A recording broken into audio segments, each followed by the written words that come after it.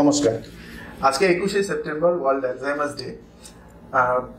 সারা বিশ্বব্যাপী এই দিনটিকে ওয়ার্ল্ড অ্যালজাইমার্স ডে হিসাবে পালন করা হয়। আজকের দিনে দেখা গেছে যে প্রায় 55 লক্ষ মানুষ সারা বিশ্বব্যাপী অ্যালজাইমার্স বা অন্যান্য বিভিন্ন রকম ডিমেনশিয়া রোগে আক্রান্ত। এই ডিমেনশিয়া রোগটি হচ্ছে মস্তিষ্কের একটি রোগ, যেটাতে মানুষের যে বিভিন্ন কগনিটিভ ক্ষমতাগুলো সেগুলো আস্তে আস্তে কমে আসে। কগনিটিভ ক্ষমতার মধ্যে সবথেকে প্রধান যেটা আসে সেটা হচ্ছে মেমোরি ফাংশন বা মনে রাখার ক্ষমতা, এবং এটা ছাড়াও আরো বিভিন্ন কগনিটিভ ফাংশন যেমন কোনো গুছিয়ে কাজ করার ক্ষমতা বা কথা বলার ক্ষমতা, কথা বোঝার ক্ষমতা, সেগুলো আস্তে আস্তে কমে যেতে থাকে।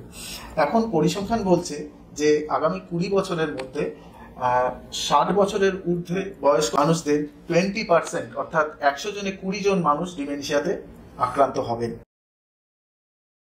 ওয়ার্ল্ড অ্যালজাইমার্স ডে হিসাবে এই দিনটিকে পালন করার উদ্দেশ্য হচ্ছে এই আগামী দিনে যে একটি বিপুল সংখ্যক ডিমেনশিয়া রোগীদের হওয়ার একটা সম্ভাবনা আছে সেটাকে যাতে আটকানো যায় এবং জনসাধারণের মধ্যে যাতে ডিমেনশিয়ার একটি সচেতনতা বৃদ্ধি করা যায়। সারা বিশ্বব্যাপী বিভিন্ন সংস্থা একসাথে এসে এই দিনটিকে ওয়ার্ল্ড অ্যালজাইমার্স ডে হিসাবে পালন করছে। এবার এই অ্যালজাইমার্স এবং বাকি অন্যান্য ডিমেনশিয়া রোগের সম্বন্ধে আমার কলিগ ডক্টর শামীম আপনাদেরকে বলবেন। নমস্কার। প্রথমেই জানাই ওয়ার্ল্ড অ্যালজাইমার্স ডে সকলকে শুভেচ্ছা। অ্যাকচুয়ালি ওয়ার্ল্ড অ্যালজাইমার্স ডেতে আমরা শুধুমাত্র অ্যালজাইমার্স ডিমেনশিয়া নিয়ে জানবো না, আমরা ওভারঅল সামগ্রিকভাবে ডিমেনশিয়া সম্বন্ধে জানবো। এই যে ব্রেনের মডেলটি রয়েছে, এখানে দেখতে পাচ্ছেন ব্রেনের সামনের দিকে একটা পার্ট রয়েছে, নিচের দিকে রয়েছে, পেছনের দিকে রয়েছে, পাশের দিকে পার্ট রয়েছে। ব্রেনের বিভিন্ন দিকের পার্ট বিভিন্ন কাজ আমাদের করে থাকে। যেমন ধরুন, সকালবেলা আমি ঘুম থেকে উঠলাম, ওঠার পরে আমি ওয়াশরুমে গেলাম, তারপরে নিজের ব্রেকফাস্ট করে নিজের অফিসে গেলাম, কাজকাম করলাম, রাতে ফিরলাম। এই অফিসে কাজকাম করার সময় লোকজনের সঙ্গে কথাবার্তা বলা, মানুষের সঙ্গে মেশা, বাড়ি থেকে অফিসে যাওয়া, ঠিকঠাক রাস্তা চিনে জেনে অন্য জায়গায় যাওয়া, বা বিভিন্ন দোকান থেকে জিনিসপত্র কিনছি, টাকার লেনদেন করা হচ্ছে, হ্যাঁ, কোন নোটটা কত টাকার নোট, কোন ক্যালকুলেশনে কি ধরনের সমস্ত কিছু করা হচ্ছে, নেক্সট আমাদের কি কি অ্যাপয়েন্টমেন্ট আছে সেগুলো মাথায় রাখছি। এই ওভারঅল পুরো জিনিসটা হলো কগনিটিভ ফাংশন। কগনিটিভ ফাংশন মানে সাধারণত আমরা যেটা ভাবি মেমোরি মানে মনে রাখা, কিন্তু সেটা নয়। এই যে আমি কথা বলছি, কথা বলতে বলতে হঠাৎ করে কোন একটা ওয়ার্ড, যেমন আমি এই যে হারিয়ে ফেলছিলাম, একটা ওয়ার্ড আমার পেটে আসছে কিন্তু মুখে আসছে না। এই যে সিস্টেমটাও, যে কোনো একটা কথার পর কথা সাজিয়ে গুছিয়ে বলা, এটাও একটা কগনিটিভ ফাংশন। তো এই পুরো কগনিটিভ ফাংশনের কোনো একটাতে যদি তার আগে সে যেরকম ভাবে কাজ করতে পারতো, সেই এবিলিটিটা, সেই কর্মক্ষমতাটা যদি আগের তুলনায় যদি কমে যায়, যাতে করে সে অন্য মানুষের উপরে নির্ভরশীল হতে হচ্ছে, তাকেই আমাদের মেডিকেল সায়েন্সের ভাষায় বলা হয় ডিমেনশিয়া। এই ডিমেনশিয়া যখনই শুরু হয়, শুরুর দিকে একদম, আমরা সাধারণত, যেহেতু এটা বেশিরভাগ ক্ষেত্রে বয়সকালীন মানুষের রোগ, বেশিরভাগ ক্ষেত্রে আমরা এটাকে বলে দিই যে মানুষের হয়তো বয়স হচ্ছে এই জন্য ভুলে যাচ্ছে। এই ভুলটা যেন আমরা কোনোদিনও করি। তার কারণ ডিমেনশিয়া রোগটাকে যদি আমরা আগে মানে রোগের সূচনা লগ্নেই যদি আমরা ধরতে পারি, তাহলে এর জন্য অনেক ধরনের ট্রিটমেন্ট আছে। এই সময় পৃথিবীতে অনেক ধরনের ট্রিটমেন্ট অ্যাভেলেবেল হয়েছে। কিন্তু ডিমেনশিয়াটা যখন বেড়ে যায়, যখন মানুষের প্রচন্ড রকম ভুলে যাচ্ছে, দৈনন্দিন জীবনে যে জিনিসপত্রগুলো ব্যবহার করতো সেগুলো আর ইউজ করতে পারছে না, যখন এই কন্ডিশন হয়ে যায়, সেই ডিমেনশিয়ার ট্রিটমেন্টে কিন্তু যথেষ্ট দুষ্কর। ওই জন্য একদম শুরু থেকে এই যে পুরো ফাংশনটা বললাম, ডেইলি লাইফে প্রাত্যহিক জীবনের যদি কোনো একটা ফাংশনে, কোনো একটা কার্যক্ষমতাতে আপনার মনে হয় আপনার প্রিয় মানুষটি আগের মতো আর করতে পারছে না, সেটাই একটা ডিমেনশিয়ার লক্ষণ হতে পারে। ডিমেনশিয়া যদি 100 জন মানুষের যদি ডিমেনশিয়া হয়, তাহলে আমাদের ভারতীয় পরিসংখ্যান বলছে, যে রিসার্চের আমরাও পার্ট, সেই পরিসংখ্যান বলছে যে প্রায় 10 থেকে 20 জন মানুষের ডিমেনশিয়া অ্যালজাইমার্স ডিমেনশিয়া নয়, ফ্রন্টোটেম্পোরাল ডিমেনশিয়া নয়, মানে ব্রেন বয়সজনিত কারণে নষ্ট হয়ে যাওয়ার মতো ডিমেনশিয়া নয়, অন্য কোনো কারণে ডিমেনশিয়া হয়। যে ডিমেনশিয়া আগে নির্ণয় করতে পারলে তার পরিপূর্ণ ট্রিটমেন্ট আছে। এই জন্য ডিমেনশিয়ার লক্ষণগুলো খুব তাড়াতাড়ি দ্রুততার সঙ্গে আমাদের শনাক্ত করা খুবই দরকার। এবার প্রশ্ন আসতে পারে যে ডিমেনশিয়া রোগটি ট্রিটেবল কিনা, এটা কি ঠিক করা যায় কি যায় না। তো এক্ষেত্রে আমাদের কাছে যখন ডিমেনশিয়া বা যে কোনো কগনিটিভ সিমটম যাদের কমে আসছে, সেই ধরনের রোগী যখন আসেন, তো তখন আমরা প্রথমে দেখি যে সেখানে কতগুলো ফ্যাক্টর আছে যেগুলোতে দেখতে হয় যে সেগুলো ট্রিটেবল ডিমেনশিয়া কিনা, যেগুলোকে ট্রিটমেন্ট করা যায় এবং ট্রিটমেন্ট করলে সম্পূর্ণরূপে সেরে যায়। ব্লাড টেস্ট, কিছু কিছু ব্রেনের ইমেজিং, এমআরআই, সিটি স্ক্যান, সেগুলো করে আমরা বুঝতে পারি যে ডিমেনশিয়া রোগটি ট্রিটমেন্ট করা সম্ভব কি সম্ভব না। তো সেই জিনিসটা খুব ইম্পর্টেন্ট। এবার যদি ডিমেনশিয়াটা ট্রিটেবল হয় তাহলে সেটা একদিকে ট্রিটমেন্ট, এবং যদি দেখা যায় যে ডিমেনশিয়াটা ট্রিটেবল নয়, এখন মানে কোন ডিমেনশিয়া ট্রিটেবল নয় সেটা হচ্ছে যেগুলো ডিজেনারেটিভ ডিমেনশিয়া। ডিজেনারেটিভ ডিমেনশিয়া মানে হচ্ছে ব্রেনের কাজটা আস্তে আস্তে কমে যাচ্ছে, কারণ ব্রেনের কিছু পার্ট শুকিয়ে যাচ্ছে। এখন ব্রেন তৈরি হয় হচ্ছে নিউরন দিয়ে। নিউরনের যদি ডিজেনারেশন হয় বা নিউরন যদি শুকিয়ে যায়, সেটা কিন্তু রিগ্রো আর ইউজুয়ালি হয় না, ঠিক আছে? তো এখন যদি কোনো ব্রেনের পার্ট শুকিয়ে যাওয়ার জন্য ডিমেনশিয়া হয়, সেটা হচ্ছে ডিজেনারেটিভ ডিমেনশিয়া বা ব্রেনের ওই পার্টটা নষ্ট হয়ে যাওয়ার জন্য ডিমেনশিয়া। সেটার কিন্তু কোনো কিউরেটিভ ট্রিটমেন্ট নেই, মানে সেটা পুরোপুরি ঠিক হয় না। কিন্তু সেক্ষেত্রেও কিছু কিছু ওষুধ এখন বিজ্ঞানীরা গবেষণা করছেন, যেগুলো সম্বন্ধে আপনাদের ডক্টর শামীম বলবেন। তো সেইগুলো দিয়ে কিন্তু দেখা যাচ্ছে যে তাদের পজিটিভ রেসপন্স পাওয়া যাচ্ছে। কিন্তু সেক্ষেত্রে খুব ইম্পর্টেন্ট হচ্ছে যে ডিমেনশিয়া রোগটিকে খুব তাড়াতাড়ি ডায়াগনোসিস করা, খুব আর্লি স্টেজে ডায়াগনোসিস করা। তো আর্লি স্টেজে ডায়াগনোসিস করার জন্য ডিমেনশিয়া রোগীদেরও আপনাদের তাড়াতাড়ি নিয়ে আসতে হবে নিউরোলজিস্টের কাছে। তো আপনাদের জানা উচিত যে আর্লি ডিমেনশিয়ার সাইন মানে যে সিমটম সেগুলো কি কি। প্রথম কথা হচ্ছে যে মনে রাখতে না পারা। আপনার প্রিয় মানুষটি রাস্তা ভুলে যাচ্ছেন, বাজারে যাচ্ছেন, বাজারে গিয়ে বাজার থেকে ফেরার সময় রাস্তা ভুলে যাচ্ছেন, বা দেখছেন যে মোবাইলটা আগে যেভাবে ব্যবহার করতে পারতেন সেভাবে ব্যবহার করতে পারছেন না, বা তাদের পার্সোনালিটিতে কোনো চেঞ্জ দেখা যাচ্ছে, আগে যেরকম উৎফুল্ল থাকতেন মানুষটা এখন হঠাৎ করে চুপচাপ হয়ে গেছেন। তো এই জিনিসগুলো হচ্ছে, এই সিমটমগুলো হচ্ছে খুব সাটল সাইন্স অফ ডিমেনশিয়া, যেগুলো একদম শুরুর দিকে দেখা যায়। আরো ধরুন কারো মাল্টিটাস্কিং করতে অসুবিধা হচ্ছে, তো এই সিমটমগুলো খুব সূক্ষ্ম চিহ্ন ডিমেনশিয়া শুরুর দিকে হয়। তো এই অবস্থায় পেশেন্টকে নিয়ে আসা খুব খুব জরুরি। আমার কলিগ ডক্টর শামীম এই স্টেজে ডিমেনশিয়া ট্রিটমেন্ট সম্বন্ধে আপনাদেরকে কিছু বলবেন। ধন্যবাদ ডক্টর তন্ময়কে। এই ক্ষেত্রে ডক্টর তন্ময় যে কথাগুলো বললেন, এই কথাগুলো অ্যাকচুয়ালি সমস্ত সিমটম, সমস্ত উপসর্গ একটা মানুষের একসঙ্গে হয় না। কিছু উপসর্গ শুরু হলেও পরে আস্তে আস্তে উপসর্গগুলো বাড়বে। এই ক্ষেত্রে আমাদের সমাজে একটা খুব কমন প্রবলেম হচ্ছে, যখন একটা মানুষ ধরুন চাবি কোথায় রেখে ভুলে যাচ্ছে, সে খুঁজছে, বাকি সব কাজগুলো তো পারছে। এই ক্ষেত্রে আমরা খুব সহজেই বলে দিই মানুষটা ভুলে কম, বা এমনি ভুলে যাচ্ছে, বা বাচ্চাটি করছে, বা হয়তো এখন টিপছে না বলে এখন করছে। এই ভুলটা যেন আমরা না করি। যদি এরকম কিছু অসঙ্গতি আমরা দেখতে পাই, তাহলে ওটাই কিন্তু একটা ডিমেনশিয়ার লক্ষণ হতে পারে। এবারে ডিমেনশিয়ার ট্রিটমেন্ট সংক্রান্ত ব্যাপার বলতে গেলে যেটা হয়, যে ডিমেনশিয়া যে ট্রিটেবল কি ট্রিটেবল নয়, এটা অনেকটা বিতর্কিত বিষয় যদিও, কিন্তু দেখা গেছে ডিমেনশিয়ার যে একটা মেইন পার্ট, সেটা হচ্ছে অ্যালঝেইমার্স ডিজিজ।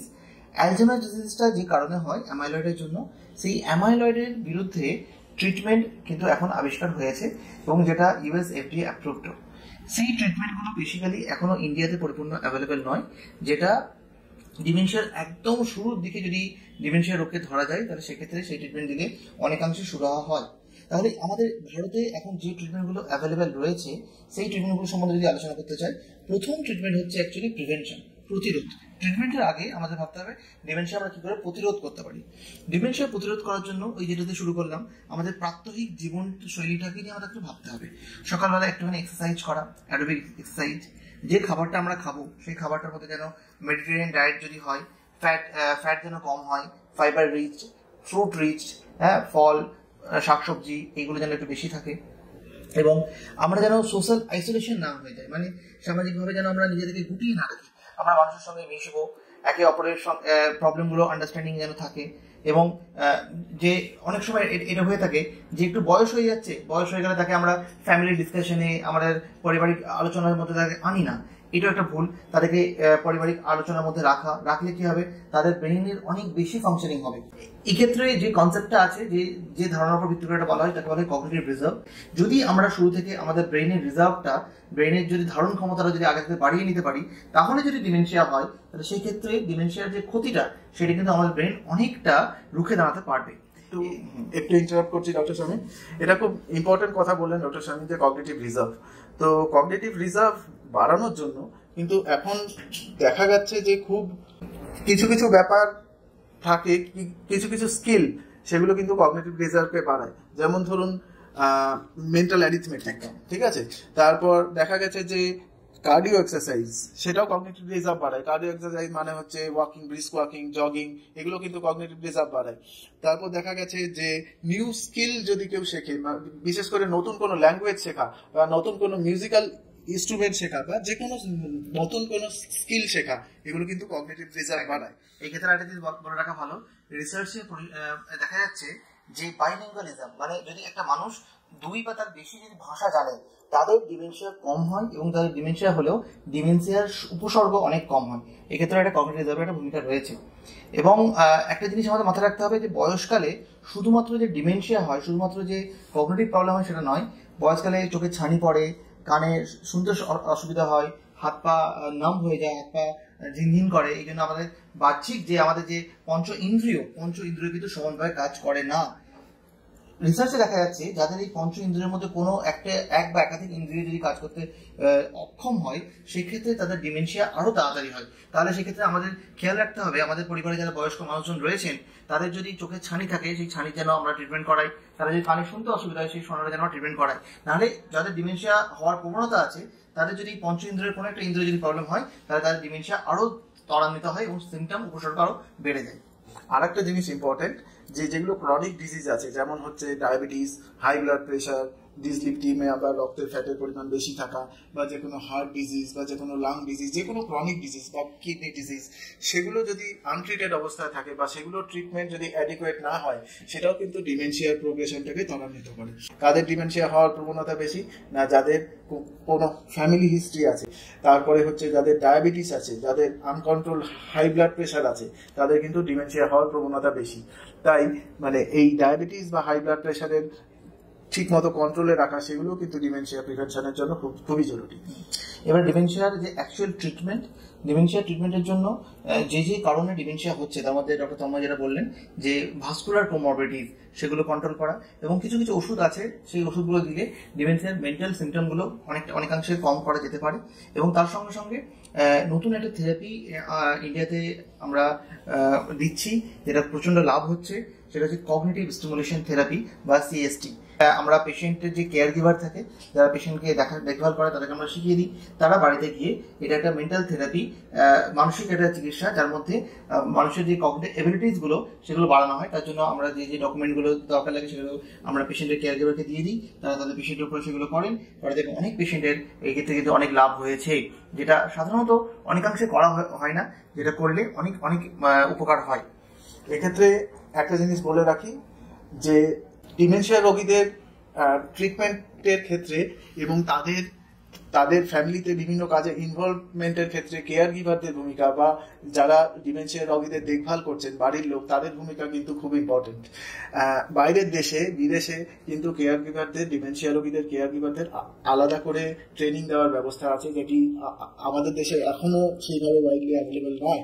কিন্তু মানে যারা তাদের প্রিয়জন যাদের ডিমেনশিয়া হয়েছে, তাদের দেখভাল করছেন, সবার জেনে রাখা উচিত যে ডিমেনশিয়া রোগীটি কিন্তু তাদের পরিবারেরই একজন, এবং তাকে কিন্তু তাদের পরিবারের বিভিন্ন কাজে তাকে ইনভলভ করাটা ভীষণই জরুরি। সেটি যেভাবে ডিমেনশিয়া রোগটিকে ফার্দার প্রোগ্রেশনটাকেও কমাবে, প্লাস ডিমেনশিয়া রোগীটির একাকিত্ব ভাবটাকেও কমাবে।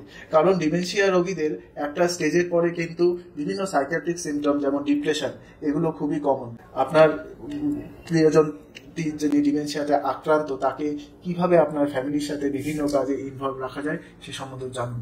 শেষ একটা কথা আমি বলবো যে ডিমেনশিয়া একটা নিউরোলজিক্যাল রোগ, ডিমেনশিয়া কোনো মানসিক রোগ নয়। অনেকাংশে কি হয় যে আমরা যে মানুষটাকে সারা জীবন শ্রদ্ধা ভালোবেসে এলাম, সেই মানুষটা যখন বয়স হয়ে গেল, যখন ভুলে যেতে শুরু করলো, সে যখন বাচ্চার মতো ব্যবহার করতে শুরু করলো, তখন আমরা একটা টেন্ডেন্সি থাকে, একটা প্রবণতা থাকে, এই মানুষটা হয়তো পাগল হয়ে গেছে। ডিমেনশিয়া কিন্তু পাগলামি নয়, ডিমেনশিয়া পাগলের রোগ নয়। ডিমেনশিয়া হলো একটা ব্রেনের রোগ, যেটা ব্রেন নষ্ট হয়ে যাওয়ার জন্য হয়, যার অনেকাংশে চিকিৎসা মানুষটাকে করতে হয়, পেশেন্টটাকে অনেক চিকিৎসা করতে হয়। যে পেশেন্টটার কেয়ার নিচ্ছে, যাকে বলা কেয়ার গিভার, পারিবারিক সদস্য, তাদেরকে এই দুটো করার জন্যই আমরা নিউরোলজিস্ট আছি, নিউরো মেডিসিনের। আমরা অ্যাজ এ টিম, আর যে স্পেশালিস্টগুলোকে লাগে, সবাইকে নিয়ে আমরা একত্রিতভাবে পেশেন্টকে কেয়ার দিয়ে থাকি। তাই যদি আপনার পরিবারে কোনো প্রিয় মানুষ ডিমেনশিয়ার আক্রান্ত হয়ে থাকে বা ডিমেনশিয়ার উপসর্গ আপনি যদি লক্ষ্য করেন, তাহলে অতি অবশ্যই নিউরো মেডিসিনের আপনারা পরামর্শ নিন। আমরা যথাসাধ্য চেষ্টা করব আপনাদের প্রিয়জনকে সুচিকিৎসা দিয়ে তাদের পাশে থাকতে। ধন্যবাদ, ভালো থাকবেন।